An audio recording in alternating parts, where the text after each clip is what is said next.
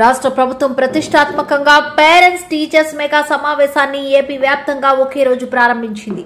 అందులో భాగంగా అనకాపల్లి జిల్లా కసింకోట జిల్లా పరిషత్ బాలికల ఉన్నత ప్రభుత్వ పాఠశాలలో స్కూల్ హెచ్ఎం స్వర్ణకుమారి ఆధ్వర్యంలో పేరెంట్స్ టీచర్స్ మెగా సమావేశాన్ని ఘనంగా ఏర్పాటు చేశారు.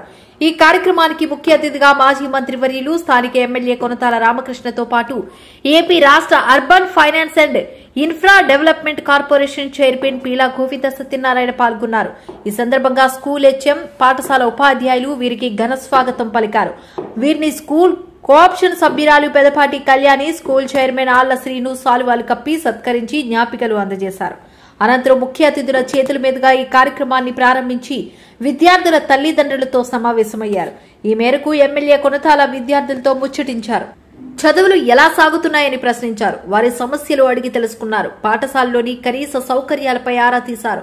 విద్యార్థుల తల్లిదండ్రులతో మాట్లాడారు. ఈ కార్యక్రమంలో భాగంగా పాఠశాలలో విద్యార్థులు ప్రదర్శించిన పలు సాంస్కృతిక కార్యక్రమాలు, దింసా నృత్యం అందరినీ ఆకట్టుకుంది. విద్యార్థుల ప్రతిభా పాఠవాలను ఎమ్మెల్యే కొనతాల కొనియాడారు. ఉపాధ్యాయులను అభినందించారు. ఈ సందర్భంగా మాజీ మంత్రివర్యులు స్థానిక ఎమ్మెల్యే కొనతాల రామకృష్ణ మాట్లాడుతూ విద్యారంగానికి కూటమి ప్రభుత్వం పెద్దపీట వేస్తుందని అన్నారు. పిల్లల ఉజ్వల భవిష్యత్తుకు విద్య ఎంతో అవసరమని పేర్కొన్నారు. తల్లిదండ్రులు ఎప్పటికప్పుడు పిల్లల చదువుల పట్ల ప్రత్యేక దృష్టి సారించాలని సూచించారు. తద్వారా మరింతగా చదువుల్లో రాణిస్తారని తెలిపారు. ఇలాంటి సమావేశాలు విద్యార్థుల ప్రగతికి ఎంతగానో దోహదపడతాయని పేర్కొన్నారు. ఈ కార్యక్రమంలో కసింకోట సీఐ అల్లు స్వామినాయుడు, బీజేపీ జిల్లా అధ్యక్షుడు ద్వారపురెడ్డి పరమేశ్వరరావు, కూటమి నాయకులు గొంతిన శ్రీనివాసరావు, కాయల మురళి, వేగి గోపి, సిద్దిరెడ్డి శ్రీనివాసరావు, పెంటకోట రాము, Kandregula Satish, Dadi Nagaraju, Vegi Venkatrao, K Jagannatham, MPTC Sanjasarao, Pentakota Tatarao, Vegi Sai, MPDO Ravikumar, MEO KSN Murthy, tahsildar తదితరులు అధికారులు పాల్గొన్నారు. గత 5 సంవత్సరాల్లో విద్యా సంస్థ పూర్తిగా నిర్వీర్యం అయిపోయినటువంటి పరిస్థితుల్లో మళ్ళీ విద్యా వ్యవస్థను సమూలంగా ప్రక్షాళన చేసి మార్పు చేయాలనే ఏకైక లక్ష్యంతో మన ముఖ్యమంత్రి గారు గౌరవనీయులు నారా చంద్రబాబు నాయుడు గారు, మన విద్యాశాఖ మంత్రి గారు నారా లోకేష్ గారు, మన ఉప ముఖ్యమంత్రి గారు పవన్ కళ్యాణ్ గారు కూడా కలిపి ముందు విద్యా వ్యవస్థను రాష్ట్రంలో బాగుపరచాలి, విద్యా వ్యవస్థ ద్వారా మన సమాజానికి మంచి పిల్లల్ని, మంచి విద్యార్థుల్ని అందించాలనేటువంటి ఒక లక్ష్యంతో ఈరోజు ఈ కార్యక్రమం, ఇది మొదటిది మాత్రమే, ఇది ఆరంభం మాత్రమే.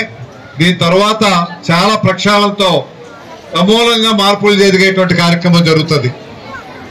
117 జీవో రద్దు చేసే కార్యక్రమం జరుగుతుంది.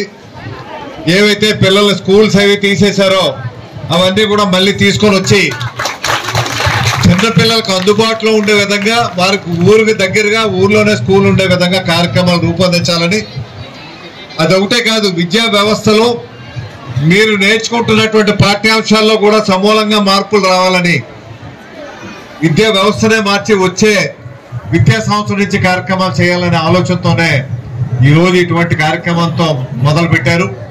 మళ్ళీ భవిష్యత్తులో ఇటువంటి కార్యక్రమాలు ఎక్కువ ఉంటాయి కాబట్టి భవిష్యత్ కార్యక్రమాలకు ఇంకా పేరెంట్స్ ఎక్కువ తీసుకురావాలి.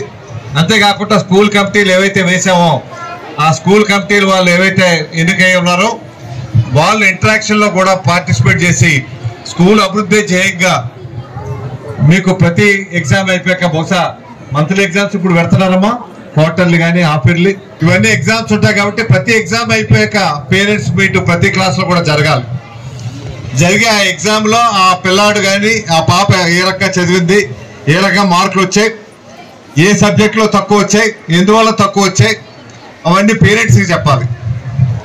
నాకు పేరెంట్స్ కూడా ఒకటే సూచన, నా కోరిక ఏంటంటే పేరెంట్స్ కూడా ఎక్కువ మన స్కూల్కి పంపించేసాం, మన పని అయిపోయింది అనేసి కూర్చోకుండా మీరు కూడా బాధ్యత తీసుకొని పేరెంట్స్లో ఇద్దరిలో ఎవరో ఒకరు పిల్లల యందు పూర్తి స్థాయిలో శ్రద్ధ పెట్టి వాళ్ళ భవిష్యత్తు మీద దృష్టి పెడితేనే కానీ పిల్లలకు బంగారు భవిష్యత్తు ఇవ్వలేము. మనం స్కూల్కి పంపిస్తున్నాం కదా అని అనుకోండి ఊరుకోవడం కాదు. స్కూల్కి వెళ్ళాక వాళ్ళు ఏం చేస్తున్నారని స్కూల్ టీచర్ని అడగాలి.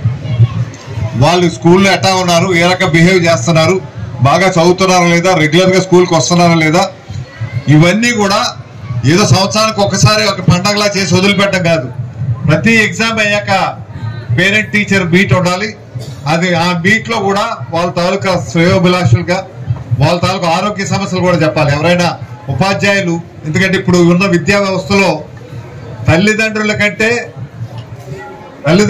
గడిపే టైం కంటే పిల్లలకి ఉపాధ్యాయులతో గడిపే టైం ఎక్కువ. అంటే ఉదయం 9 గంటలకు వచ్చి 5 గంటల వరకు మీతోనే ఉంటారు. అందువల్ల మీ గురుతర బాధ్యత కూడా చాలా ఎక్కువ ఉందమ్మా. మీరు మీ పిల్లల్ని ఎట్లా అయితే చూసుకుంటారో మీ పిల్లల కంటే ఎక్కువగా స్కూల్ పిల్లల్ని చూసుకోవాల్సినటువంటి అవసరం ఉంది. అప్పుడే టీచర్ మీద, ఉపాధ్యాయుల మీద గౌరవం పెరుగుతుంది.